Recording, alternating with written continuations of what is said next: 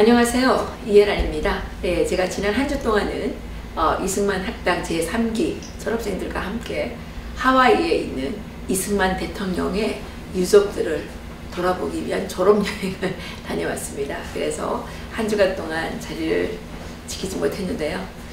이번 주에 돌아왔습니다. 그래서 오늘 이 월요일에는 또 지난주에 또 엄청난 파문을 일으키신 전 러시아 대사이시고 현 북한인권 정보센터 이사장을 맡고 계시는 그 이재춘 전 대사님을 모셨습니다. 대사님 안녕하세요. 안녕하세요. 예. 지난주에 또 엄청난 폭풍을 일으키셔서 그 많은 사람들에게는 기쁨을, 일부 사람들에게는 분노를 일으키는 역할을 하셨는데요. 그게 어떤 내용인가요? 우리 애국대사 시국선언문 말이죠. 예, 지금 대한민국을 위해서 우리는 열심히 평생 나라를 위해서 봉사했다고 생각하는데, 그렇죠. 지금 이 정부가 하는 일들을 보면은 우리가 그동안에 열심히 땀 흘려 노력한 그 성과가 없어지고, 우리 대한민국의 위상은 물론이고 대한민국의 정체성이 아주 위험에 빠졌죠. 그렇죠. 예, 그런 일들을 도처에서 지금 하고 있습니다. 그래서 이제 대통령 선거 후에 한 8개월 동안 그래도 이 사람들이 아무리 종북 성향이 있다고 해도 이 대한민국이 지금 직면하고 있는 이 현실, 국제사회에서 그리고 이 북한의 핵무장이란 이런 사태를 이렇게 담당하면은 현실 감각이 좀 생기지 않을까. 그러면 조금 정책을 수정하거나 보완하는 그런 일이 있을 것이다. 그렇게 한편으로는 기대하는 마음이 있었죠. 그런데 이게 하는 일들을 보니까 이게 뭐 외교안보뿐만 아니라 그렇죠. 이 대한민국이란 이 지금까지 쌓아올린 그 제도와 그 정체성이 다 무너져 내리고 있죠. 요즘 뭐 그 헌법 개정 초안도 보면은 자유민주주의라는 게 없어지고, 그렇습니다. 경제도 시장 경제라는 말은 없어졌고, 그리고 이거 완전히 사회주의를 지향하는 그런 내용으로 돼 있어요. 이거 뭐 따지고 보면 모든 분야가 그래요. 그렇습니다. 그래서 이제 우리가 그냥 가만히 있으면 안 되겠다. 우리도 이건 안 된다 하는 얘기를 분명히 해야 되겠다. 그렇습니다. 그래서 우리 그 외교관으로 근무했던 많은 뜻을 같이 하는 사람들이 목소리를 냅시다. 그래서 목소리를 낸 것이죠. 세간에는 이제 주로 그 외교관들이라고 하게 되면 상당히 그 중립적인 자세를 취하는 분들로 이렇게 생각을 했기 때문에 더욱더 이번에 그 전직 외교관 51명이죠? 아니, 지금 60명이 넘었습니다. 지금은 넘었죠. 이분들이 이렇게 낸 목소리가 상당히 그 파워 효과가 큽니다. 그래서 일부 사람들은 정말 이게 배가 침몰할 때처럼 어머나 어쩌지 이러고 있는 상황에 이렇게 경종을 울리신 거기 때문에 그 또 위로를 받는 분들도 계시고, 정말 거기에서 또 격려가 돼서 이러면 안 되겠다 이렇게 많은 깨달음을 주신 것 같습니다. 앞으로도 뭐 이런 계획들이 좀 계속 있으시겠습니까? 정부가 길을 제대로 찾아서 가야 할 길로 가면은 우리가 왜 목소리를 내겠습니까?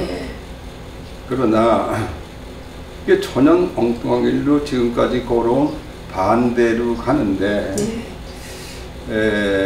그걸 우리가 그냥 지켜볼 수가 없지요. 그렇죠. 뭐 아까 외교관들은 평소 조용하고 뭐 이런 말씀 하셨는데, 그 대한민국의 헌법 테두리 내에서 다소 정책이 바뀔 수는 있죠. 그러나 그 테두리 안에서 가면 우리가 왜 나서서 외교관답지 않게 소리 지르겠습니까? 근데 지금 이 시기는 그런 것이 아니라 이 대한민국이 망하는 길로 가느냐, 그렇지 않으면 다시 일어설 수 있냐, 그 기로에 있단 말이죠. 네. 근데 이것을 무슨 외교관이라고 점잖피우고 점잖게 가만히 조용하게, 그건 말이 안 되는 거예요. 네. 이때 목소리를 내지 않으면 이게 어차피 이런 상황이 앞으로 계속 가지는 않아요. 반드시 끝날 날이 있는데 그때 가면 그때 우리가 그 열심히 나라를 위해서 일한 친구들이 가만히 그런 팔짱만 끼고 있었느냐, 이런 비난을 받게 됐죠. 그렇죠. 예, 예. 특히 제 생각으로는 특히 이제 이 외교관들께서는 여러 나라들을 이렇게 다녀보시면서 또 그 여러 나라들과의 어떤 긴밀한 국정 관계 속에서 좀 더 느끼시는 바가 많기 때문에 오늘날의 이 위협이 더 깊게 느껴지는 게 아닌가, 이런 생각이 드는데 그런 부분도 있겠죠? 그렇죠. 무엇보다도 제일 우리가 걱정하는 것은 대한민국의 이 안보입니다. 그렇죠. 우선 우리가 궁극적인 목표는 저 북한의 노예 상태에 있는 2,400만 국민들을 구하고 예. 핵과 미사일 위협으로부터 이제 다시 평화를 지키려면은 예. 그 지금 상태로 그냥 가면 안 되죠. 이거는 그렇죠. 대한민국에 사는 오늘날의 상황만이 아니라 유엔을 비롯한 모든 나라들이 예. 저 체제는 오래 갈 수 없다. 예. 오래 가게 내버려둬서는 안 된다. 예. 이런 공감대가 이미 형성이 되어 있는데 이걸 우리가 다시 돌이켜가지고 북한이 숨을 쉬고 옛날 햇볕 정책처럼 다시 기운을 차리게 만드는 것은 영영 분단을 고정화시킬 뿐만 아니라 우리 2,400만 북한 동포들을 완전히 외면하는 것입니다. 그건 그렇죠. 더 이상 할 수가 없는 얘기죠. 예. 저희들이 최근 북한으로부터 북한 주민들로부터 들려오는 소식에 의하면 지금 현재 유엔이 압박하고 있는 대북 제재가 상당 부분에서 혈욕을 내고 있는 것만은 분명합니다.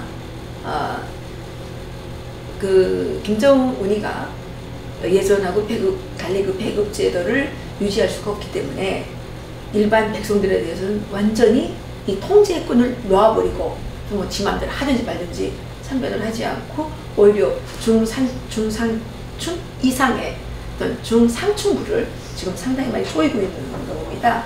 그래서 이 중상층부에서 김정은에 대한 분노 또 반항, 이런 지금 기미들이 있거든요.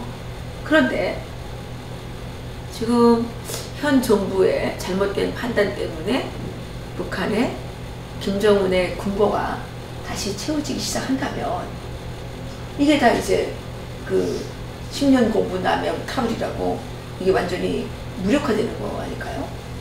그렇죠. 그런데 그렇게 할 수 없죠. 왜냐하면 그건 우리가 미국, 일본 이런 동맹국들뿐만 아니라 네. 유엔에서 큰 역할을 맡고 있는 회원국이죠, 대한민국이. 네, 그렇죠. 근데 지금 유엔의 193개 회원국이 한 목소리로 북한을 제재하고 있지 않습니까? 예. 안보리 결의. 근데 만일 우리가 다시 북한을 돕는다, 그게 뭐 여러 가지 도움이 있죠. 그렇죠. 현금을 주는 거는 이제 뭐 그건 안 되겠지만은 예컨대 평창 올림픽에 오는 것을 뭐 돈을 줘서 뭘 어떻게 한다든지 예술단을, 이거 다 유엔의 안보리 결의에 위반되는 거예요. 그렇죠. 그렇게 되면은 지금까지는 전 세계가 북한을 제재함으로써 그 돈줄을 끊고 결국은 핵 미사일 개발을 계속 못한다, 이제 너희는. 네. 그렇게 딱 못을 받고 그것을 점점 강화하고 있는데 우리가 그걸 다시 조금이라도 도와주는 신용을 하면은 네. 그거는 국제사회에 이제 벽을 쌓고 우리는 북한을 돕는 일 끌어안고 가겠다는 메시지밖에 안 되죠. 지금 현재 그렇잖아요. 그러면은 그거는 이제 북한이 제재 대상이 되는 건 물론 계속 가겠지만은 대한민국도 제재 대상으로 들어갈 수밖에 없죠. 그렇게 되면은. 그러니까 네. 아주 그 문제를 심각하게 생각해야 되겠죠. 근데 국민들이 자기 지금 등짝에 칼이 꽂히는 줄을 모르고 지지율 70% 80%를 해준다는데 이게 문제가 있는 거 아닙니까? 지지율?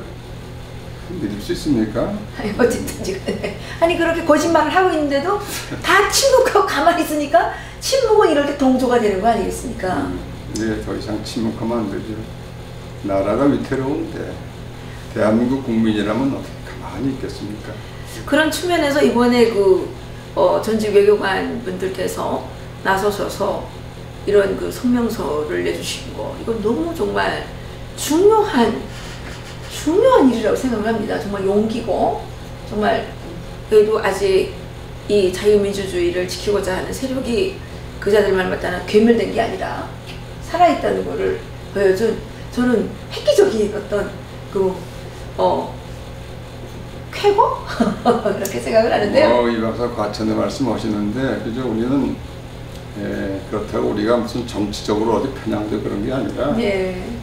대한민국에 대한 충성심으로 양심에서 우러나는 네. 얘기들을 자발적으로 한 거죠. 네. 그건 우리는 정말 그것이 충심에서 우러나온 얘기였고, 예. 그걸 가지고 뭐 이렇다 저렇다 비판하는 사람도 있지만 그 사람들은 조금 생각이 짧은 사람들이죠. 그런데 대사님, 제가 한국에 와서 살면서 정말로 이해되지 않는 게 하나 있는 게 뭐냐면요, 정치적 중립을 지켜라, 이게 말입니다. 상당히 애매합니다. 저는 어느 정당이나 어느 특정한 개인을 사실은 지지한 적이 별로 없어요. 저는 대한민국에 와서 살면서 보니까 대한민국은 정확하게 말하면 자유민주주의 시장경제국가지만 짧게 말하면 자본주의 국가잖아요.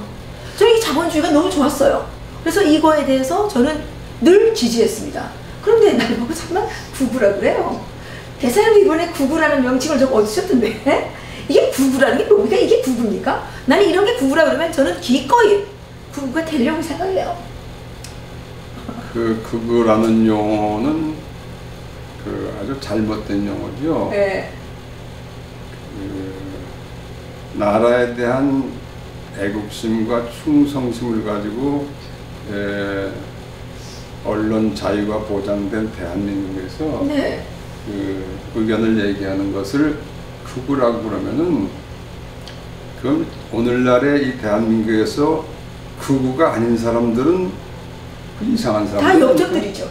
네, 지금까지 대한민국이 이만큼 국위를 높였고 세계가 부러워하는 나라로 만들었는데, 그렇죠. 그거를 우리가 자랑스럽게 생각하고 이 지금까지 지켜온 우리의 기본 가치, 네. 자유민주주의 시장경제, 예. 법치주의, 인권주의 이런 기본 가치관을 가지고 세계가 부러워하는 나라를 만들었는데, 그걸 지금 다 부시겠다. 네. 기둥부터 다 부시겠다. 근데 그거를 그냥 보고 있으란 말입니까? 당연히 우리 같은 목소리가 나와야 되고, 네. 그것을 구구라고 말한다면 그 사람들은 정말 종북 세력이죠. 그러니까 네. 저는 요즘에 이런 여러 가지 상황을 보면서 처음에는 구구라 그래서 상당히 조금 저도 위축이 좀 됐었는데, 요즘에 보니까 내가 구구인 것을 자랑스럽게 생각해야 되겠다 이런 생각이 막 들었어요. 뭐 구구라고 하든 말든. 그리고 저는 어디 정치 세력에게 편향되는 그런 게 아니었고, 어느 정치인을 제가 무슨 따르거나 이런 것도 아니고, 저는 와서 살아보니까 대한민국하고 북한이 다른 게 뭡니까? 체제가 다른 거 아닙니까? 저는 이 체제가 너무 소중하고 너무 저는 목숨을 바쳐 지켜낼 만한 가치가 있다고 생각을 하는데, 자꾸 정치적이다, 이것도 안 맞는 말 아닙니까? 그럼요. 그건 무슨 정치적이에요? 우리가 우리의 모든 국민의 생명권과 생존권과 번영을 지켜주는 이 체제를 지지하는 게 왜 정치적인지, 그것도 저는 이해가 안 갑니다. 이 박사는 대한민국이 오늘 이 상황에서 꼭 필요한 애국자죠. 감사합니다. 애국자라는 칭호를 받기엔 너무 부족함이 많은데, 아니 우리 대사님 같으신 분을 막 구구라고 몰아붙이는 자들이 있어요. 그래서 저는 그걸 보니까 대사님이 이번에 큰일을 하셨구나. 그래서 그렇게 생각해야 되겠고, 또 제가 어떤 인사로부터 이런 얘기를 들은 적이 있습니다. 이 정권이 15년 이상을 갈 거다. 그렇기 때문에 빨리 방향전환을 해라. 이런 권유를 받은 적이 있었는데 15년이 가든 150년이 가든 이 정권이 아무리 오래 간다 그래도 저는 이 체제, 우리가 정말 제가 좋다고 생각했던, 옳다고 생각했던 체제에 반하는 일은 저는 죽어도 못한다고 생각을 합니다. 그렇죠? 그렇죠. 뭐 15년, 20년 간다고 하는 사람들은 글쎄요, 결국은요, 지금 김정은이 같은 그 폭군이 2,400만 동포를 노예로 인질로 잡고 핵미사일 위협을 후두르고 있는 이 세상이 15년, 20년 가면 물론 여기서도 갈지도 몰라요. 그런데 그것이 그렇게 갈 수가 없어요. 그것은 이미 지금 세계 역사의 그 흐름, 그리고 최근에 이 한반도를 위한 국제적인 그 여론의 흐름이, 네. 저 북한 체제는, 소위 김정은 체제는 이제 얼마 남지 않았다, 이렇게 보는 것이 타당하고, 저는 그렇게 될 것으로 보는데, 그러면 뭐 친북 정권이든 종북 정권, 오로지 북한 입맛에만 맞는 그런 정책을 추구한다면 그 정권이 오래 갈 수 있겠습니까? 그런데 말입니다. 저는 이제 북한에 살아봤던 사람으로서 요즘에 그 신정부가 하는 여러 가지 행위들을 보게 되면 북한하고 너무 똑같은 거예요. 어떤 측면에서 똑같으냐? 문재인은 대통령이지 광고 모델이 아니지 않습니까? 선거되자마자 그때는 이거 5개 광고 있잖아요. 이게 그 시내에 돌아다니는 5개 광고. 여기에 매일 광고 모델 나왔어요. 여기 가면 여기서 나오고 저기 가면 저기서 나오고 계속 나오더니 요즘은 또 지하철에도 광고를 한다고 그래요. 이게 북한에서 저는 예전에도 이제 김정은이는 북한에서, 김정일은 북한의 가장 이 최고의 패션 모델이라고 이제 얘기했던 적이 있는데, 우리 문재인 지금 대통령이 하는 행위가 김정일, 김일성이 했던 거를 그대로 지금 따라하고 있거든요. 그냥 뭐 아무데 가면 그냥 껴안고 울고, 아니 뭐 울으려고 대통령 됐습니까? 그리고 아무 때나 시도 때도 없이 희죽희죽 웃고 상황에 맞지 않게 이렇게 감성팔이만 하고 있는 이런 상황이 보게 되면 북한의 이 사람들을 감성을 자극해서 세뇌시키는, 이거랑 너무 똑같고, 그리고 지금 북한에서 김정은을 지금 나누기 김정은이라고 불러요. 예, 나누기 김정은. 왜 그래요? 뭐냐면 뭐 아파트를 짓는 일이 하나 나섰다. 예를 들어서 뭐 우리가 세종문화회관 같은 걸 하나 짓는다. 그러면 여기 예산이 필요할 거 아닙니까? 돈이 필요할 것이고 인력이 필요할 거 아닙니까? 그러면 김정은은 이거를 자기가 어디 가서 해올 생각을 하는 게 아니라, 야, 무력부 얼마, 또 뭐 사회안전부 얼마, 뭐 노동당 얼마, 이렇게 다 나눠서 뚝뚝 띄워준다는 거예요. 그래가지고 이걸 실행을 안 하면 죽이는 거예요. 공개 소용으로. 그래서 잘 나눠준다 그래가지고 나누기 김정은입니다. 그런데 문재인 대통령이 이번에 지금 최저임금 이 문제가 나왔는데 여기다 지금 나눠주고 있지 않습니까? 최저임금 높여주는 거는 사장들이 다 해라. 자기는 너무 좋은 사람으로 비치고, 그리고 최저임금을 돈이 없다고 막 아우성을 치니까 또 어떻게 합니까? 나머지 문제는 또 임대사업자들에게 다 떠넘겨가지고 임대료를 낮춰라. 나라가 개인의 건물 임대세까지, 임대료까지 얘기해야 됩니까? 그건 나누기 문재인인 거예요. 나누기 문재인. 근데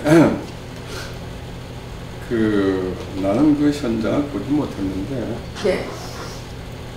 지하철 뭐 5호선, 7호선, 9호선 뭐 여기 몇 군데 여기에 문재인이 66회 생일을 축하하는 동영상이 쫙 가졌다는 뭐 거. 생일을 왜 축하해요? 글쎄, 그때 그거 보셨어요?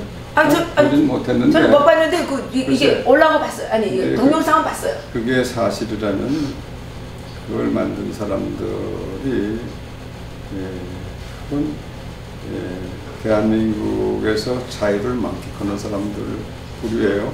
그걸 한 사람들 그 광고비 다 내고 했을 텐데 그 좀 정신 나간 사람들이죠. 그러면은 그게 아까도 뭐 북한 하는 짓을 똑같이 따라서 온다고 하셨는데 뭐 거기야 이 사람들의 속성이 북한께 모든 게 다 부러운 거예요.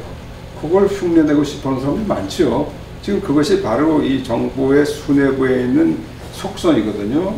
근데 그건 해도 좀 너무했다 그런 얘기를 할 수 있고 그러면 청와대부터 그걸 어떻게 낯간지러워서 그런 동영상 뜨고 있는 걸 보겠습니까? 근데 그거를 지금 중지했는지 아직 그냥 하는지 난 모르겠는데 그게 상당히 오랫동안 쓰다달던 말도 없이 참 이해할 수 없는 거죠. 아니 그러니까 지금 똑같은 게 뭐냐면 북한에서 그 김정일을 띄우면 그 김정일의 마누라 또는 김정일의 엄마 뭐 이런 걸 띄우지 않습니까? 여사를. 근데 지금 그 문재인을 띄우면서 또 김정숙 여사인가요? 그 사람을 또 띄워요. 무슨 맨날 각곡감을 말렸다느니 뭐를 잘한다느니 뭐 하면서 이제 그 계속 개인에 대한 우상화 플레이를 계속 하고 있잖아요. 이 이유가 뭔지 모르겠어요. 이 이유가. 그러니까 결국 저쪽에서는 것 담고 싶은 거죠. 그러니까 이런 것들이 이런 재반 내용들이 이렇게 자꾸만 한 가지 축적되어 갈수록 야 대한민국이 북한과 같은 노예 국가로 전락하지 않을까? 그 생각 때문에 저희들이 진저리를 치는 거죠. 그러니까 이제 결국 그 사람을 뽑은 게 누굽니까? 대한민국 국민들이 뽑았거든요. 그러면은 지금 이 사람들이 하는 지금의 그 행태를 봐서 이거는 곤란하구나. 이것은 절대 안 되겠구나. 이런 부분이 지금 많잖아요. 많죠. 많은데 거기에 대해서 이제 그 국민들의 경각심이 필요하죠. 결국 앞으로 무슨 지방선거도 있고 국회의원 선거도 있고 또 4년 후는 대통령 선거도 있을 텐데 그때 제대로 해야 되겠죠. 그러니까 지금 우리가 해야 될 것은 이 정부가 잘못하고 있는 것이 무엇이다. 뭐 그걸 따지면 한도 없지만 절대로 해서는 안 되는 일을 한 게 뭐다. 이것을 분명히 짚고 국민들이 이제 깨어나야 되겠죠. 뭐 우리가 지난주에 한 조그마한 그 시국선언문이 이렇게 이제 자기도 모르게 이 사람들의 그 선동에 넘어가서 제대로 알지 못했던 부분들에 대해서 그런 문제가 있구나 이렇게 각성하는 계기가 됐으면 참 좋겠어요. 그런데 있지 않습니까, 대사님? 지금 문재인 대통령이 대통령 된 다음에 시도했던 것들이 지금 하나도 실행은 안 됐습니다. 사실 처음에 제일 먼저 한 게 탈원전이었죠. 탈원전 사업이었는데 탈원전은 이제 탈원전 해가지고는 지금 전기값이 너무 올라가가지고 이게 뭐 나라가 돌아가지를 않을 것 같아요. 그러니까 그 탈원전 문제는 지금 이게 슬며시 덮어버리는 것 같더라고요. 그리고 지금 최저임금 문제인데 이 최저임금 문제는 이게 지금 우리나라의 중소기업 소상공인 이 자영업자들까지도 다 죽여버리는 이런 게 아닙니까? 그리고 일자리 만든다고 그랬는데 지금 일자리가 지금 상당히 많이 없어졌고요. 문재인 대통령이 이 경제 문제에 관여하면 관여할수록 나라의 경제는 파탄된다는 이 사실이 지금 증명이 되고 있지 않습니까? 그게요. 우선 내용으로 봐도 그런 정책을 하면 안 되는 것은 조금만 주의 깊게 상황을 보면 금방 네. 아는 문제인데, 저는 탈원전한다 그것은 국민들의 그 총의를 모아야 되는 거거든요. 그렇죠. 그리고 거기는 그 부분에 대해서 전문가들 집단이 수도 없이 많거든요. 예. 그런 사람들 의견도 다 듣고 해서 그런 정책을 만일 그런 전문가 집단이나 국민들이 다 좋다 하면 그때 가서 정할 수도 물론 있어요. 그런데 문제는 그것도 대통령이 먼저 얘기를 하고 하루아침에 공사 중단한 거죠. 이게 대한민국의 이 현행의 그 헌법 질서에서 그건 불법이고 무효예요, 사실 처음부터. 그렇죠. 그게 아주 원천적으로 중요한 거고, 최저임금 문제도 저는 뭐 경제는 잘 모릅니다. 네네. 그러나 그것이 하나의 정책으로서 성립을 하기 위해서는 거기 관련되는 당사자나 기업이나 고용주나 모든 회사들이 플러스가 되는 거지. 그걸 대통령이 하루아침에 뭐 그것을 몇 년에 걸쳐서 10,000원을 올리겠다 이렇게 얘기하는 건 완전히 그 불법이에요. 그건 그 자체가. 그리고 사기꾼이죠. 사기꾼이 아니라 그건 정말 그 탄핵 대상이거든요. 그러니까 말입니다. 예. 그러니까 이게 지금 도처에 그런 게 뭐 일일이 다 열거할 수가 없을 정도로 많아요. 정말 어떻게 보면 진짜 대통령 자격이 없는 자가 이게 대통령 자리를 도둑질했다는 생각이 들 때가 정말 많습니다. 아니 근데 그건 국민들이 뽑았으니 어떡하겠어요. 아니 근데 대사님 국민이 뽑았다 그러는데 안 뽑은 사람도 있을 거 아니에요. 아, 물론이죠. 그럼 안 뽑은 사람들 의견도 들어야 될 거 아닙니까? 그렇죠. 대통령이면. 아니 우리 이 박사 얘기도 들었어야지.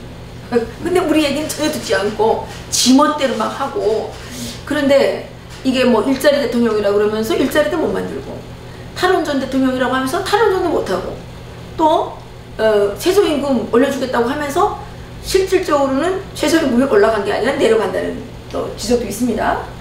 뭐 이렇게 하고, 그러니까 지금 된 게 없어요. 이게 북한에서 김일성이가 맨날 약속을 했는데 지키지 않았던 그거하고도 또 똑같은 거예요.